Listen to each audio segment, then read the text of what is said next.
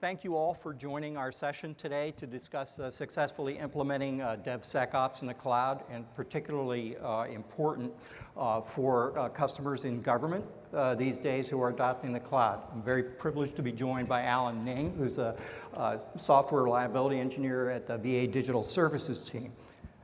This briefing has two parts to it. My part is the simple first part. It's some level setting and basics to get you, if you're not familiar with DevSecOps on AWS or in DevSecOps in general, to give you a little bit of background on that and some principles and best practices.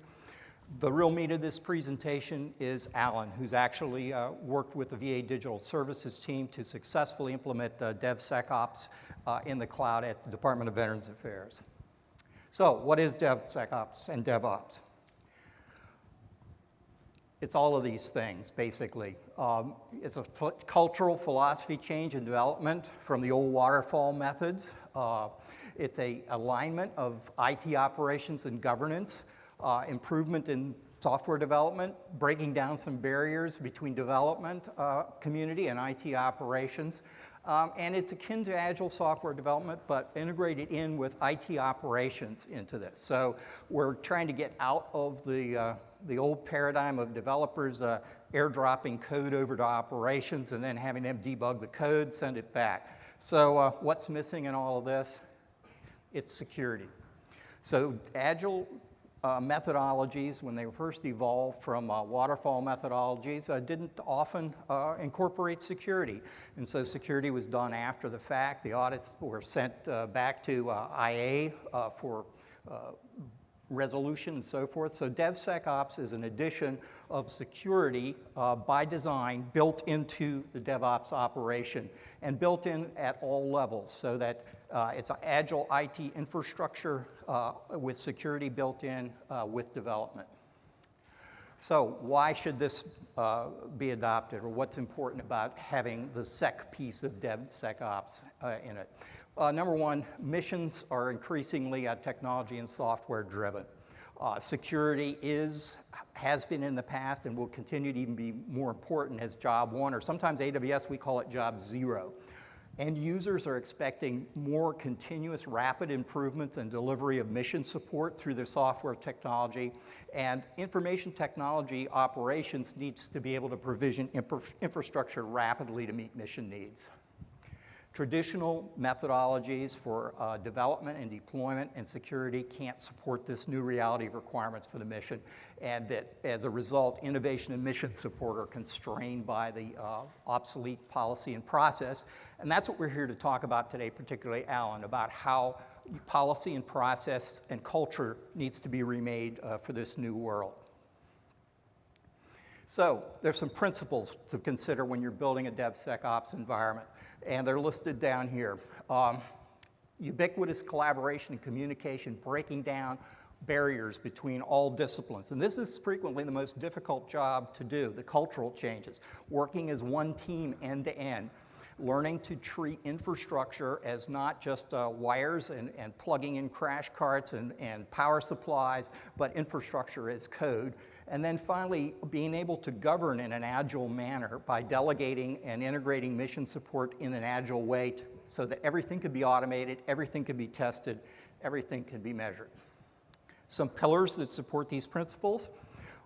Microservices architecture, and you'll notice this theme of API, API, API. That's one of the key things about implementing DevSecOps is infrastructure, security, microservices integrated via common API. Automation and continuous integration and delivery. Lightweight governance, where you're delegating decision-making down to the lowest level at which the decision can be made, not a centralized heavyweight governance. Intelligent logging and automated event management and incident response. So let's take a little magic out of the equation. People always ask, well, microservices, that's some kind of magic. It is not. It is simply a new name for a very familiar pattern that you experience every single day. And in fact, microservices are the natural evolution of computers to get as good as human beings are, or not quite as good, but approach what human beings can do in the way they work and emulate human interactions. Microservices naturally support what we call a doctrine or document managed mission-based systems. So for example, if you're in a federal agency like a military department, I support DoD. DoD runs on doctrine, military doctrine. Microservices are the service enablement of that military doctrine, and the same thing is true with other agencies like Veterans Affairs. And you experience them all the time. So here's the microservices architecture you experience every day. When you walk into a restaurant, you get an API to call. That's called a menu. The menu is the API you call with the waiter. You tell them what you want. It abstracts all of the back-end services necessary to deliver what you ordered in a restaurant. That's microservices. That's what you experience every single day. Similarly, you fly on an airplane, that's a microservices architecture. That boarding pass that's issued to you is your ticket that essentially is an API call to everything from the pilot to the weather briefing to how the luggage is handled to the snacks that get loaded on the airplane. That's microservices in action. Bringing it a little closer to home, Amazon.com is a microservices architecture.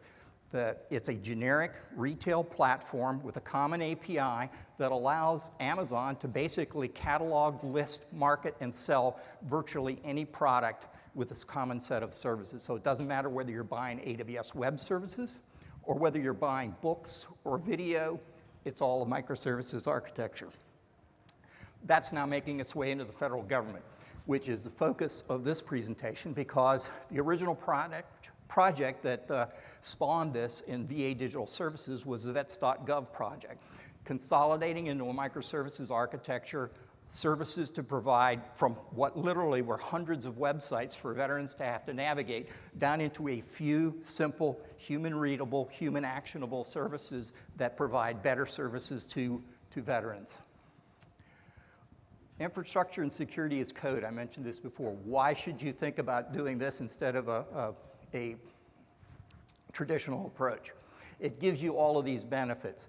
Code, it can be audited, checked into a source code control system. It gives you ability to repeat and dependably and reliably deploy your infrastructure, configuration and manage and control and audit it without having to rely on mistakes of human beings and hardware. The software is computer controlled, it's computer audited, it does the same thing, and if you're in the cloud, it will transparently allow you to scale.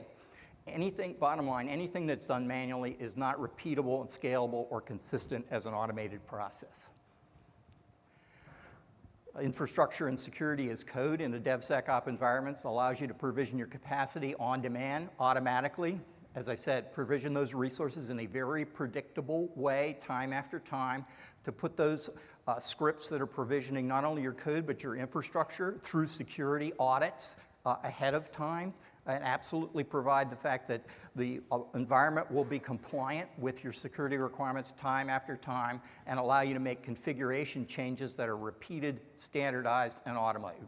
Everything is version controlled, everything's auditable. So what's this look like?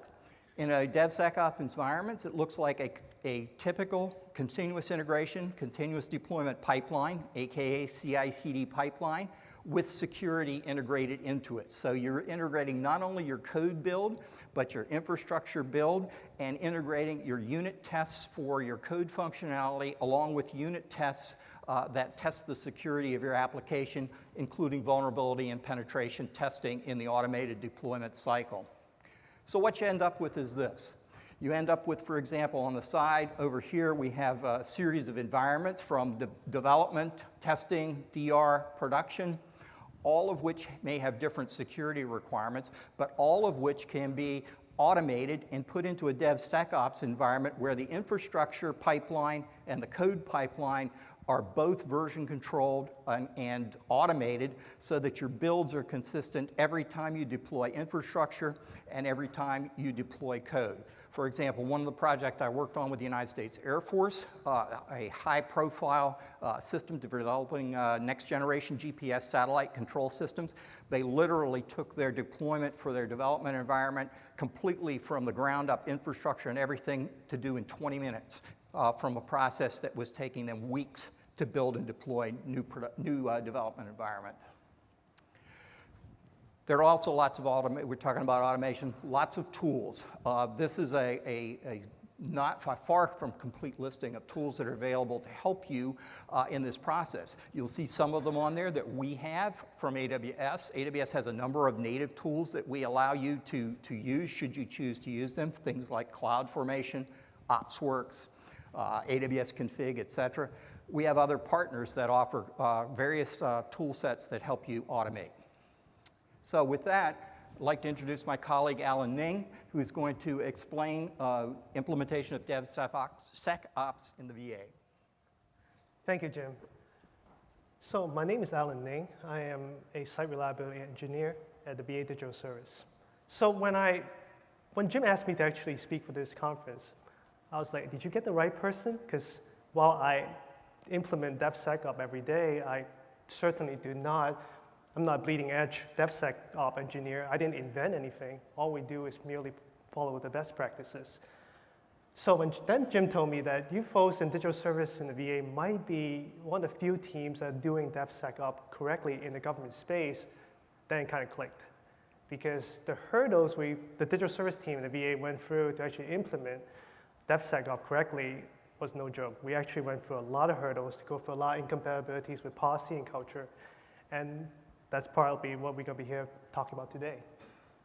So before I go too far on, actually went through too far in the slides. Before I go too far on the DevSecOps topic, I'll give you a little primer of what we do today inside digital service. We have two major projects, Vets.gov and Caseflow. Both of them are open source in GitHub. You can actually go to this link and see how we do DevSecOps in real life. Vets.gov is an effort, like Jim told us earlier, to streamline the veterans experience. Instead of having hundreds of portals and VA websites to go through, we're trying to aggregate all the experience of benefit processing, claims processing, and profile into one place so the veterans can log in and see all the benefit they can apply for and all the status of the benefits that they have today. It's built with UI, UX from the ground up. We have a lot of designers with extremely passionate, interview lots of veterans to get the good user experience we look for. Obviously, it's an internet-facing application, and we have achieved full ATO since mid-2016. The other application, which I'm much heavily involved in, is actually Caseflow, a back-end processing, streamlined claims processing inside the VA, Board of Veterans Appeals. This application is really interesting because in the 1990s, the VA, the Board of Veterans Appeals, designed an application called VACOS. And you can see that on the left-hand side. This is an application built in Power Builder and still in use today from the 1990s. Times are different back then. And the application is built by a IT admin as a side job. And somehow the application became the single source of truth for processing all veterans' appeals. Of course, like all applications, their life cycle, they have a limited life cycle. As essentially, they will get outdated and no longer meet requirement, and that's why my team and I are actually working on rebuilding this thing called Caseflow to deprecate the application, and we're in the middle of processing that today, and it should be done in about a year or two. Naturally, this application is designed for the Board of Veterans Appeals judges and attorneys, so it's an intranet-facing application. And it has achieved full ATO since early 2017. Now, I talk about ATO a lot, and for a good reason. To deploy any application and agency, you need an ATO. VA is no exemption here. And some of you folks on the audience might know about ATO more than I do, because I'm not an expert here. I just merely follow the process. To get an ATO in the VA, you need to follow the VA 6500 controls. It's a handbook that tells you exactly what you need to do at a very high level, what kind of security checks you need to do, what kind of controls you have, how do you do disaster recovery, and all sorts of stuff. So it's a very rigorous guideline. There's a little word cloud on the right here. This is actually from the glossary, from Appendix B of the VA 6500. And you know when you're in government, when you see all these acronyms, you can actually understand all those acronyms. I can understand a big chunk of those, interestingly, last time I looked at it. Now, the ATO process, the VA 6500 gives you a top level of what you should do, like you should have scanning, but it doesn't tell you exactly what you use for scanning. The OIT inside the VA will tell you the implementation, how exactly you would do that. And generally, the intention is extremely good. The premise is that you should have continuous monitoring and use these sets of tools. For web application, we'll focus on WASA scan, which focus on API at the web layer. So it's for web application scanning. Your database should be scanned, so making sure that it's not outdated or vulnerable for attacks because it contains PII and sensitive data. At the operating system level, you want to scan for using Nessus scanner, so actually look for outdated packages like Heartbleed or things like that. And of course, you have penetration testing, making sure that you're not open for attack, leaving too many firewall open and things like that. And last, you have Fortify, which is a static scanner that scans your source code, making sure you have no buffer overrun or bad practices in the coding practices. So it just scans for your source code, make sure that your code is good, up to date. So all these has a lot of good intention in there. You can see it's pretty thorough. If you do all these things, you're probably secure. But I would talk about why this doesn't quite work in the cloud and why this isn't quite DevSecOps compatible. So let's talk about WASA scan for starter. So it stands for Application Security Assessment. Now, the VA guideline is that you should scan before going to production and before any major changes. Now, what major changes mean, I don't really know. Very few people can tell me what major changes mean because it's totally subjective, right? Is it API change? Is it number of line changes? Nobody really knows. The VA guideline is that you have 30-day notice. You have to give the VA a 30-day notice before you can start scanning. And the scanner would take 5 days to complete. And it's generally validate server configuration, making sure you did the right thing to close out loophole. So you can see the cycle is 35 days. What happens when you deploy to production 6 times a day? How does that work? Well, it doesn't work. What you get is a lot of friction. We are constantly butting heads with other folks to say, you should scan. But I'm like, why already deploy production many times? In fact, on average, you deploy every 120 minutes. That just doesn't work because the VA's current, a lot of the current process is waterfall-based, and they expect you to deploy every quarter.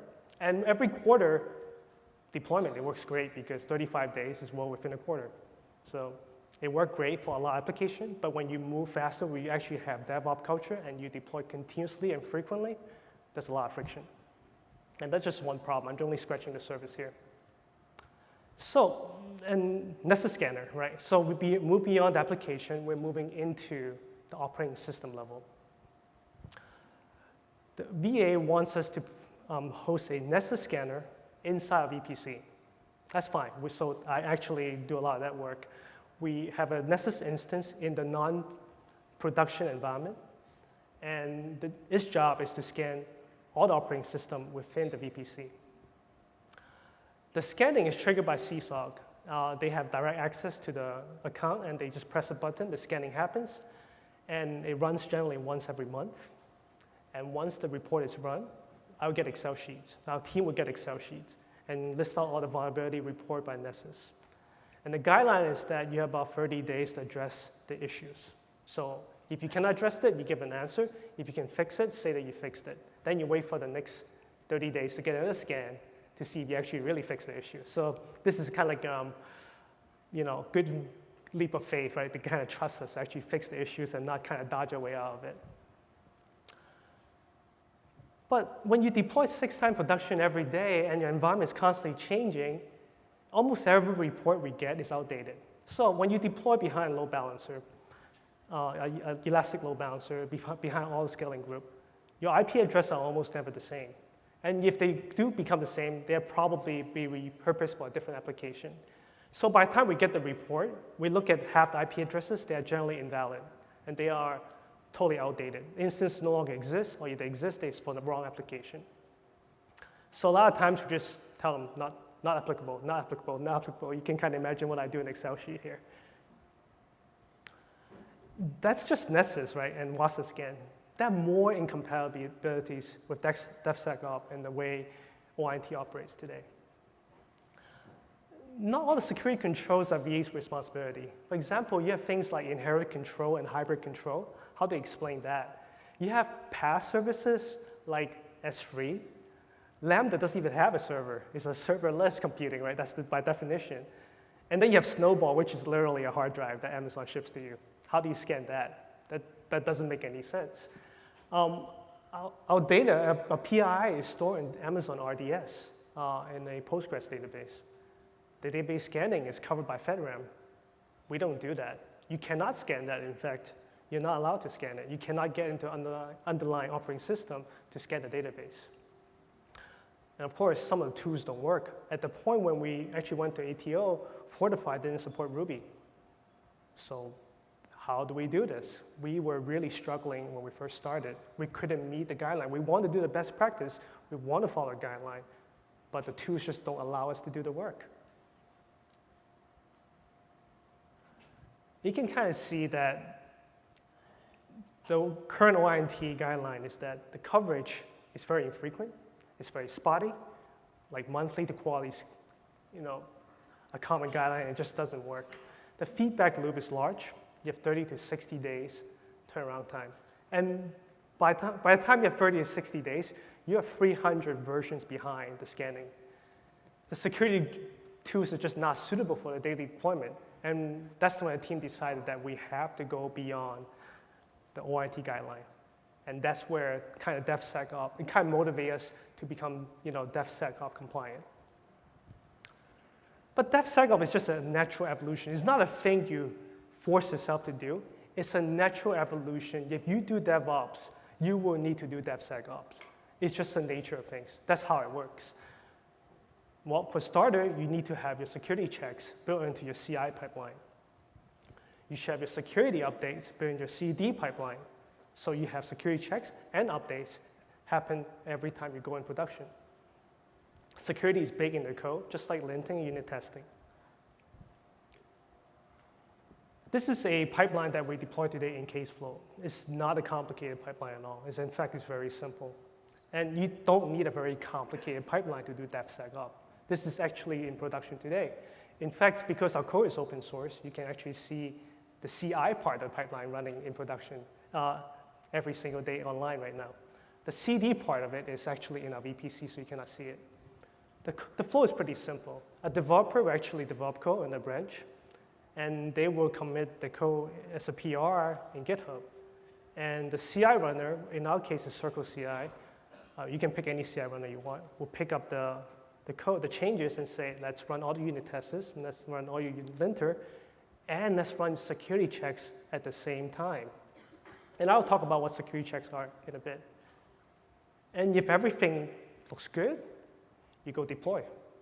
If things don't look good, like you fail security check, your linters, you're missing a semicolon somewhere, or your unit test failed, you go back to your PR and just keep working on it until it works.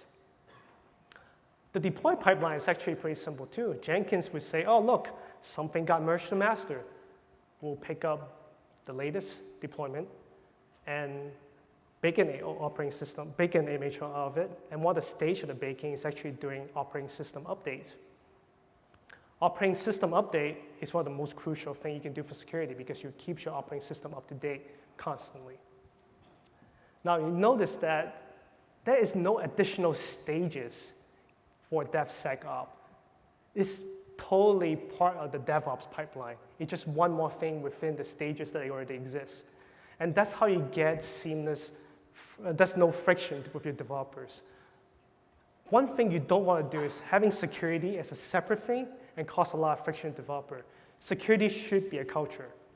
Just like when you do unit testing as part of your culture, security check is also part of your culture. It should be a no-brainer to fix security update just like you're fixing a unit test. You don't have to think twice. It's just another bug fix. It's just another unit test fix. It becomes extremely seamless. So the CI pipeline, this is the thing that run by Circle CI. What do we do there? Dependency check is one of the first things we do. When Circle CI picks up our code, one of the first things it does is a bundler audit. Bundler is the thing we use for Ruby gems. It audits all our packages against known CVEs and reports the CVEs. And if it finds that we're using outdated gems or packages, it will fail our security check and force us to upgrade. This sounds a little simple, right? It's just a little one-liner, do a check. But some of the biggest security flaw is based on this mistake. If you folks remember the Equifax hack happened last year in 2017, hundreds of social security numbers leaked, and I think some of you folks in the audience are probably some of the victims of that without even knowing something. The reason why they were attacked, a lot of people make fun of them, was that their struts library, Apache Strut, was 2 months old. Their CVE was announced in, I think, March, and they didn't upgrade until May. And that 2-month time frame was enough to leak millions and millions of social security numbers. So this is real. This gate is not the code that you wrote that's vulnerable. It's the thing you depend on that's vulnerable. And by the way, you write code, but the things you depend on are far more than what you write, for sure. Like Node.js, for example, when you do npm install, you'd install thousands and thousands of library and million lines of code at times. Recently, GitHub.com also released a feature to scan our libraries for us. So you don't even need bundle audit anymore pretty soon. It will be built in by our code repository. And then, of course, that's the static code analysis, which replaced Fortify. We use 2 different tools for that, Robocop and Brakeman. These are Ruby specific, by the way. You don't have to use these 2. You don't use Ruby. It shouldn't apply to you. You should use some other tools like NSP for Node.js or OWASP for Java scanning.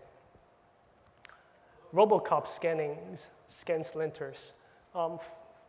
And Brakeman looks for vulnerability in the source code. The CD pipeline is a little bit different. So CI pipeline checks your dependencies and makes sure your code looks good. The CD pipeline is focused on the operating system itself.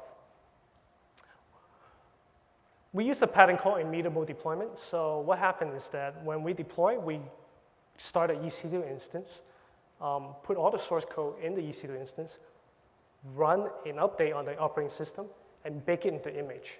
And once you got that image called AMI, you deploy that to the auto-scaling group. What that means is that every time we deploy, we get an operating system update. If you deploy 5 to 6 times a day, you do 5 to 6 operating system updates per day. That's how you get security. You update constantly and frequently. So you don't schedule your update, you just update constantly. And that's how you get the flow of constantly moving forward with the latest packages so you don't fall behind.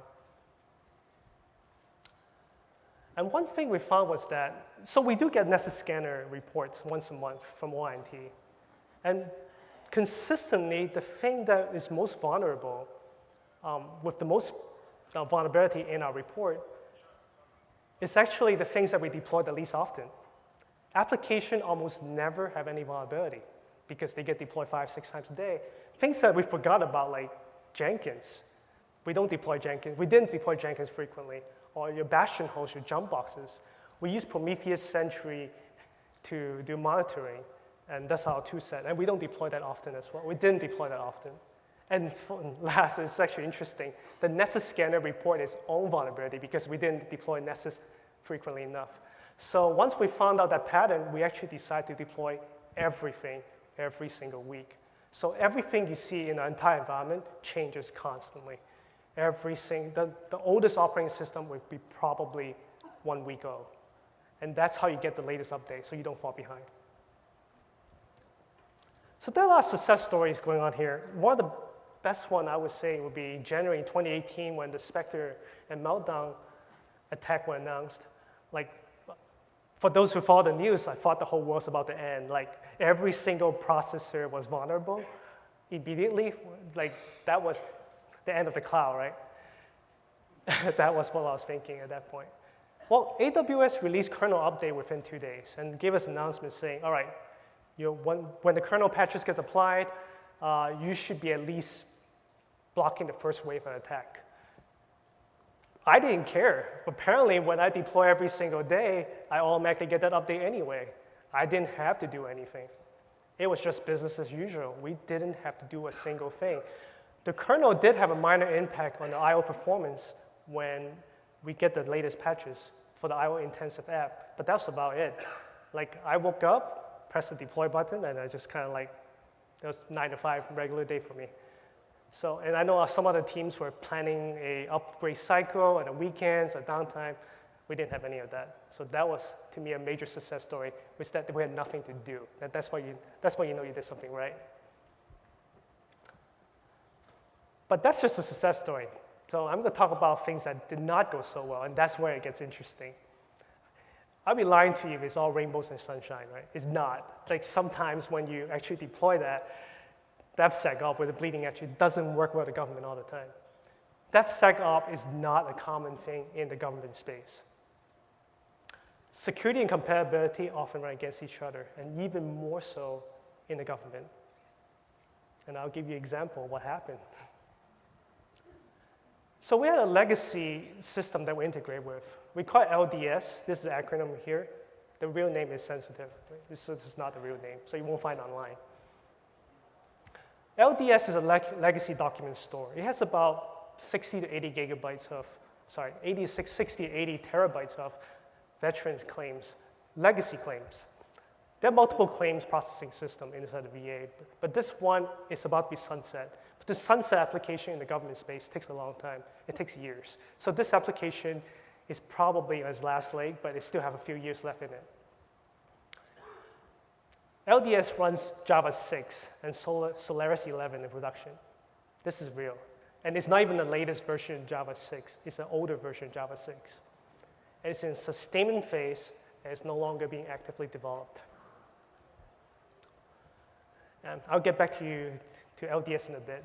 So in late 2015, there was an attack called Logjam attack got announced, and focuses on the diffie-human key exchange weakness.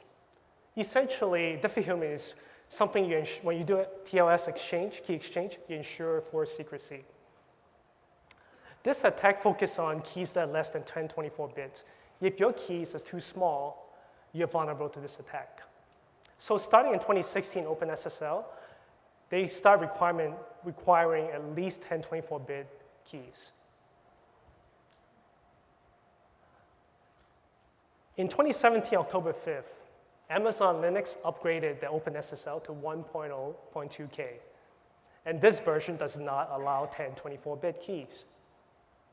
That morning, when we deploy, everything that particular system that talks to LDS totally failed. When you actually run a basic curl command in the operating system, you'll find out that it will return an error message on operating system level saying, SSL received a weak diffie-human key. What happened is that LDS, because it's using older version of Java 6, it only supports 768-bit key.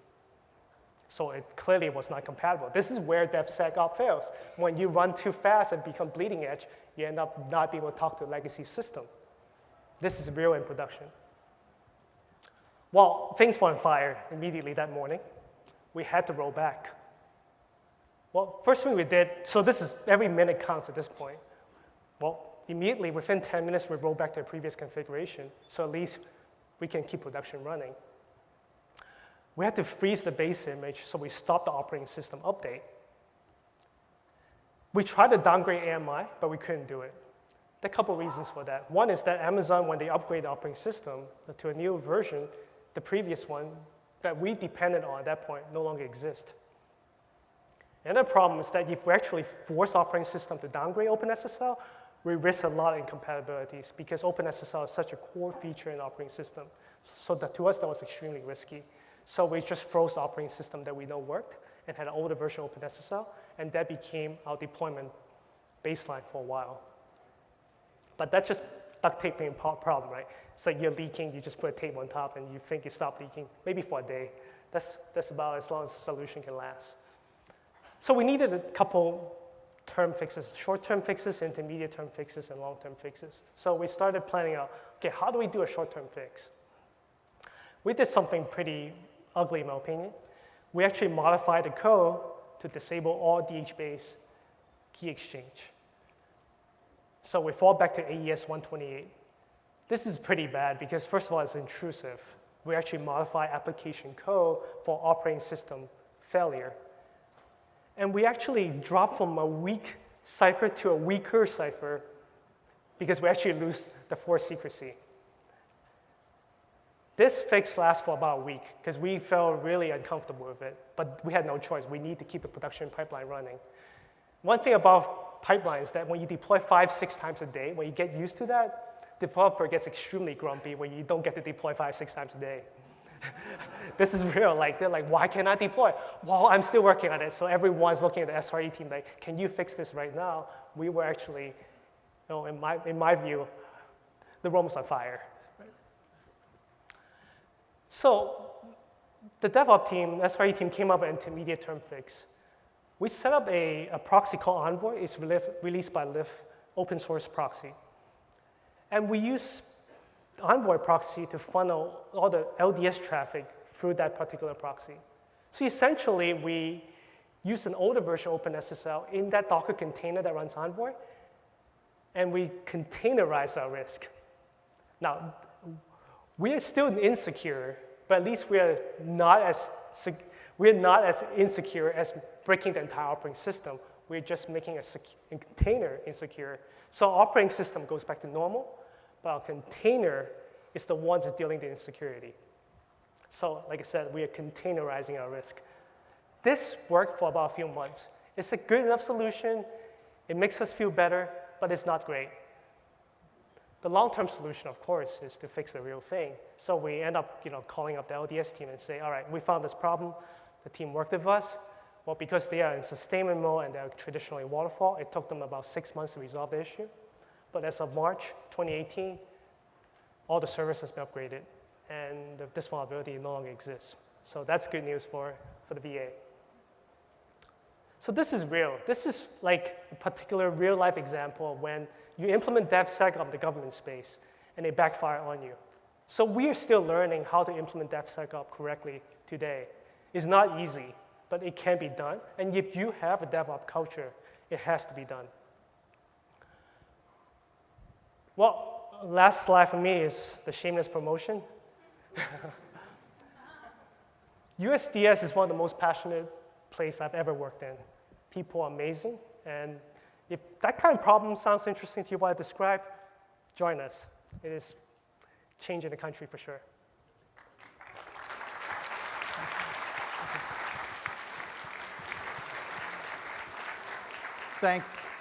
Thank you, Alan. And I mentioned this project before, so I just wanted to bring up these couple of slides. This is the Air Force project that I was telling you about, where we implemented DevSecOps on this project.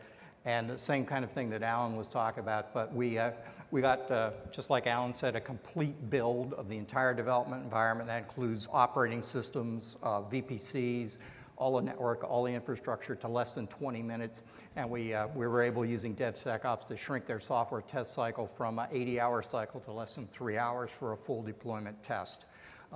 All good benefits, all accelerating mission support. And so with that, Alan and I would be happy to entertain any questions you have.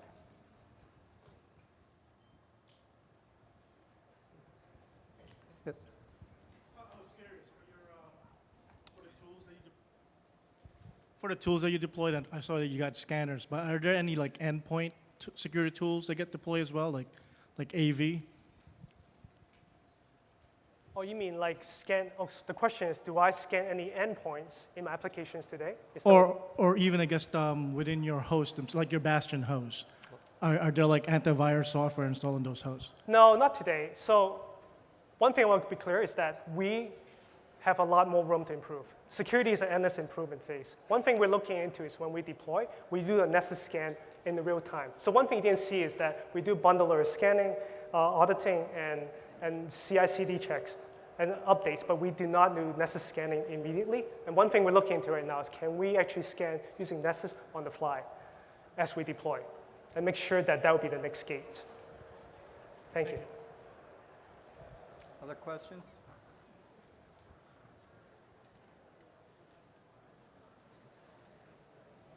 A couple questions. Yes, sir. Hi there. I was just wondering how initial conversations went with the security folks, and sort of what bridges did you have to... Thank you. Can you hear me? I was wondering what challenges you had initially with the security folks, and sort of how you bridged those gaps. Like what sort of meeting strategies or whatever you ended up Excellent using? question. So you can see like the whole half of my battle in DevSecOps in the government space is to make sure the culture shift happens. It's constant friction. But one thing is clear is that we meet all their requirements. They want scan at 35 days. Well, we scan every 35 days plus every time we deploy. So that's how we actually break the barrier. We do everything they do plus a lot more. And then we tell them, this is what we really do. And that's how you get the culture to move forward. Yep. Other questions, sir? So, sorry.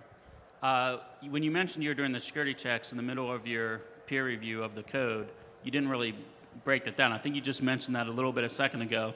But what is the actual process there of the checks you're going through as you're doing the code and deploying it out to production?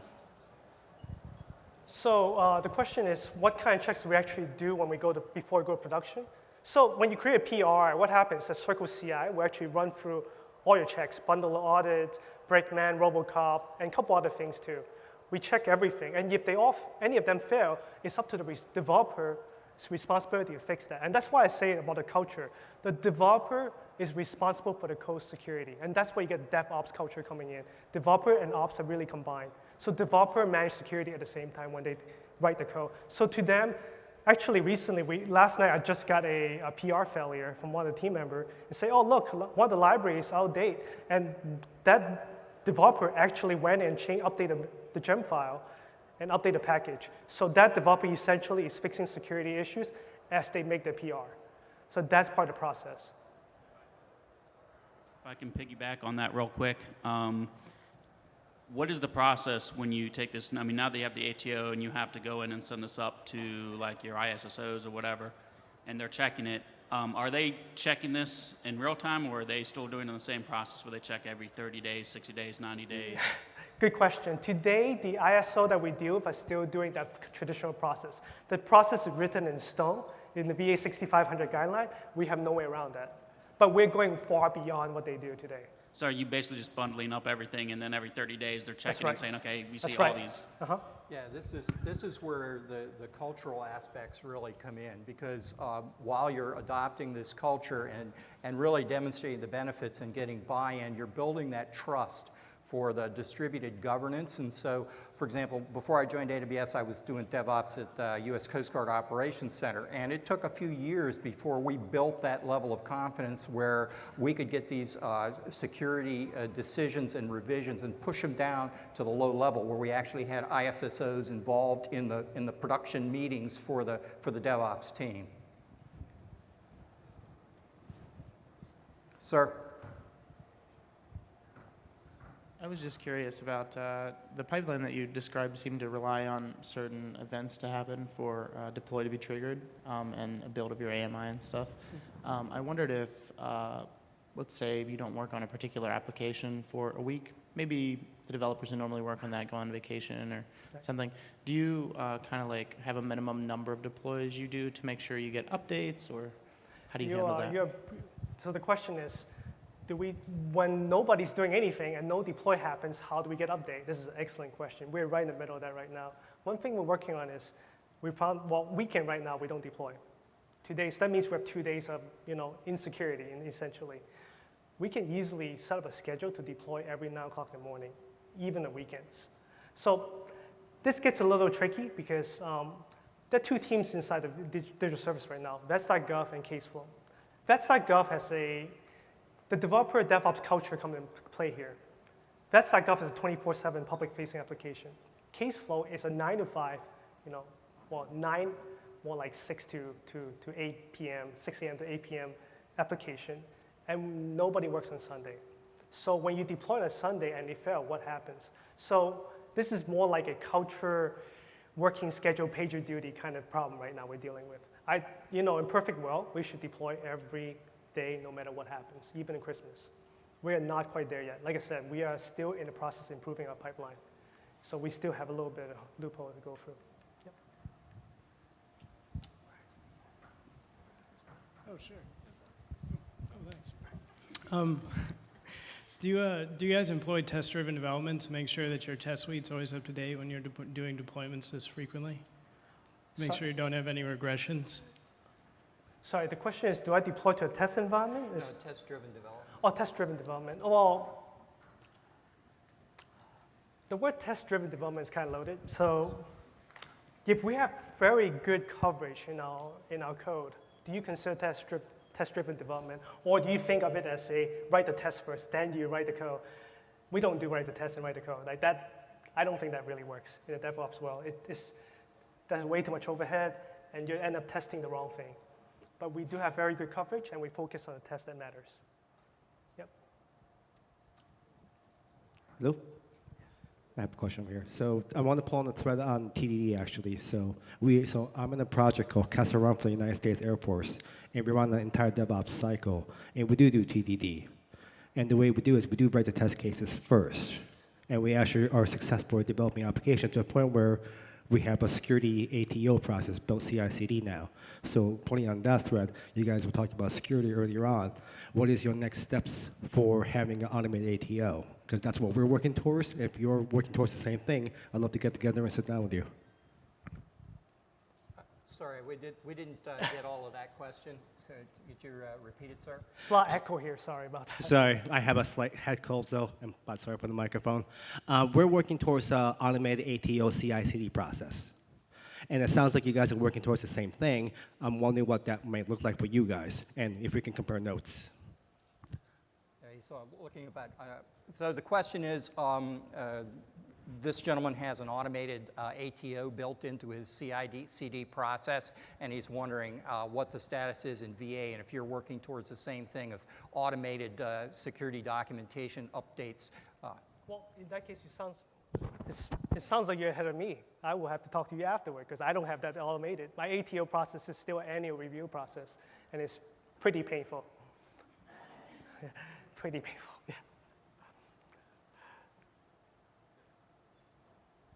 How did you convince security, your reviews in there, that your IP addresses and ranges are totally changing and things are gone in there? How do you inform them, or they just don't? I can't see how my security be all right with that. You asked an excellent question. When we first started, when we told people that our IP had just changed constantly, they didn't get it. But eventually, we just keep repeating to them, that's how the cloud works. I will show you where the IP address is, and let me deploy again and see the IP address changes. You cannot deny reality. That's what we did. Like, there's no way around it. Like, and I'm not about to fix my IP address to make it work for them. We just keep deploying. That's how it works. Yeah, this is really a problem that another one of these cultural issues that takes a while to address. And the closer you can get your security services embedded with the DevOps teams in real time, the faster this happens. Yeah, one thing I'll follow up on is that you might consider inviting your security officer in your environment to a screen share or give them a reader account. Let them watch how the deployment happened. Press the button in front of them and watch those EC2 instances load into your load balancer. Watch the IP address change. That's how you do a demo to convince them, because that's how it works.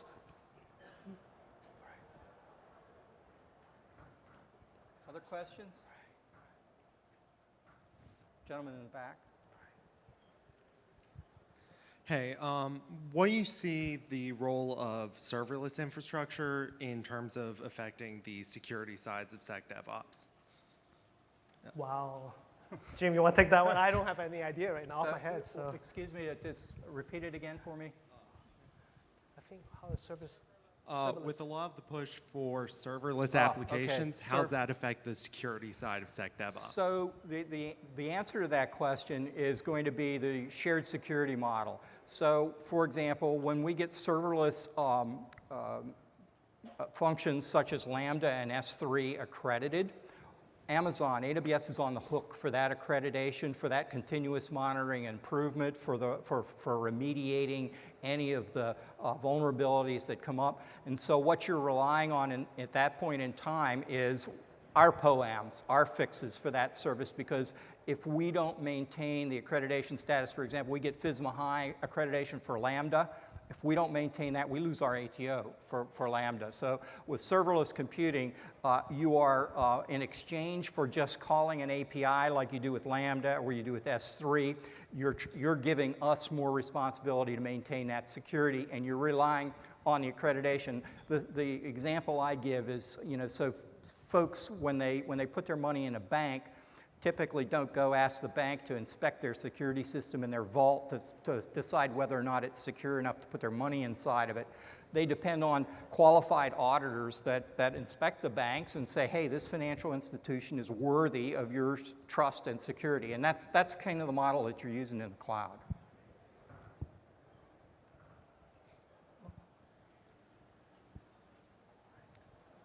No other questions? Thank you very, very much. Appreciate your attendance.